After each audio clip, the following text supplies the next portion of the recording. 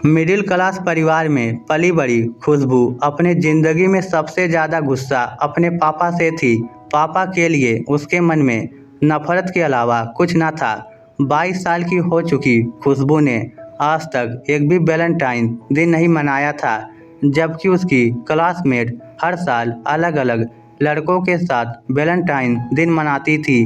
खैर, आज खुशबू अभिषेक से शादी के वक्त सबसे ज़्यादा खुश थी कि आखिर इस बेहद सख्त, कड़क और अनुशासित पापा से छुटकारा तो मिला। हमेशा ये ना करो, वो ना करो, ऐसे कपड़े ना पहनो, लेट नाइट पार्टियां नहीं, लड़कों से दोस्ती नहीं, आज तक एक स्मार्टफोन तक खरीद कर नहीं दिया। सारे सपनों और अरमानों को अपने दिमाग की छोटी सोच के कारण कुचल कर रख दिया। अब मैं अभिषेक के साथ सारी दबी इच्छाएं पूरी करूंगी। अभिषेक और खुशबू पिछले 3 सालों से एक ही कॉलेज में साथ साथ पढ़ते थे और एक दूसरे को अच्छी तरह जानते थे। एक दूसरे की पसंद नापसंद का अच्छे से ख्याल रखते थे। खुशबू ने बहुत डरते डरते पापा से अभिषेक के साथ शादी की इच्छा जताई थी और पापा ने अभिषेक और उसके परिवार वालों से मिलकर शादी के लिए हामी भर दी। खुशबू ने विदाई के समय पहली बार पापा को उससे लिपटकर बच्चों की तरह फूट फूट कर रोते देखा, पर खुशबू को पापा की भावना से कोई मतलब ना था। वह बस पत्थर की बुत बनी खड़ी थी। जाते जाते उसके पापा ने उसे ढेर सारे उपहार के साथ एक बंद लिफाफा भी खुशबू को दिया। ससुराल पहुंचते ही सबसे पहले खुशबू ने लिफाफा खोला। उस लिफाफे में पापा की चिट्ठी थी। उसने पापा की चिट्ठी को पढ़ना शुरू किया। खुशबू बेटा, मैं जानता हूँ कि पिछले 10 सालों से मैं तुम्हारे साथ बैड डैड की तरह पेश आता रहा। मैं तुम्हारे सामने सख्त इसलिए बनता था क्योंकि मैं नहीं चाहता था कि तुम्हारा भी हाल रागिनी जैसा हो।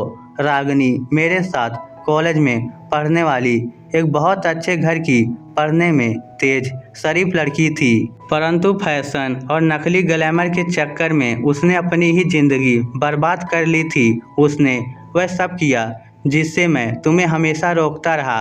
फैशनेबल कपड़े, लड़कों से दोस्ती, लेट नाइट पार्टियां सब करती थी। सोचती थी कि चरित्र अच्छा है तो इन सब में कोई हर्ज नहीं होता है। फिर एक दिन उसके ड्रिंक्स में नशा डालकर उसके कुछ दोस्तों ने उसका नाजायज फायदा उठा लिया। इस घटना के बाद से वह अपना दिमागी संतुलन खो बैठी और समाज के तानों और लोगों से बचने के लिए उसके पापा ने उसकी मां और छोटी बहन के साथ सल्फास खाकर सुसाइड कर लिया। खुशबू बेटा, आज से तुम अब एक नहीं बल्कि 2 परिवारों की इज्जत हो और मैं तुमसे यही उम्मीद करूंगा कि आगे भी तुम ऐसा कोई काम नहीं करोगी जिससे दोनों परिवारों की इज्जत पर कोई दाग लगे, और हो सके तो अपने इस बैड डैड को माफ़ कर देना।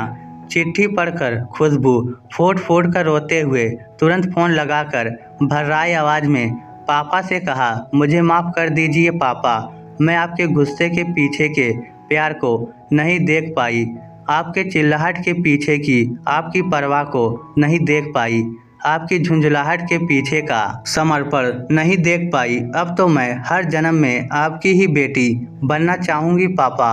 वक्त बीतता चला गया। खुशबू को ससुराल आए लगभग 1 साल होने को आया, मगर ऐसा कोई दिन न था जिस दिन उसने अपने पापा को याद न किया हो। आज उसके पापा का जन्मदिन था।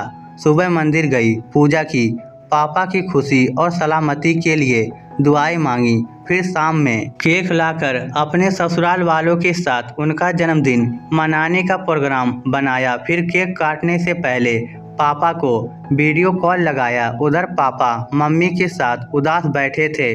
खुशबू उन्हें देखते ही चहक के बोली, happy birthday to you my sweet पापा।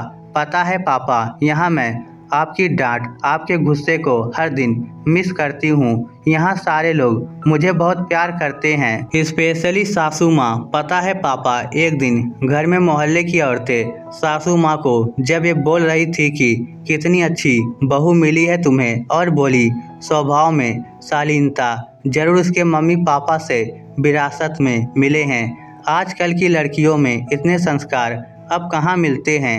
आपके लिए ये सब सुनकर पापा मेरा सर फख्र से ऊंचा हो गया। आज मुझे आप पर गर्व है पापा। आप माँ को हमेशा बोलते थे कि सारी दुनिया को तो सुधार नहीं सकते, बस अपना दामन बचा के रखना होगा। जानती हूँ पापा, और महसूस भी किया है मैंने कि आजकल की लड़कियों के लिए बॉयफ्रेंड बनाना, ड्रिंक्स करना, लिव इन रिलेशन रहना और ट्रांसपेरेंट ड्रेस पहनना फैशन सा है, पर आपने एक सुरक्षा कवच बनकर मुझे इन बुराइयों से बचाए रखा। आपको पता है पापा, जब मैं यहाँ बीएड का एग्ज़ाम पास कर टीचर बनूंगी ना, तो बच्चों को यही सिखाऊंगी कि डैड के तेज गुस्से के पीछे का प्यार महसूस कर सके तो कर लो। ऐसा ना हो कि बाद में सिर्फ पछताने के सिवा कुछ ना रहे। दूसरी तरफ पापा के होठ काँप रहे थे, बोल रहे थे, आंखों से लगातार आंसू लिए मुंह से, अपनी खुशबू बेटी के लिए खुश रहो। भगवान करे तुम्हें मेरी उम्र और खुशियाँ लग जाए बेटा।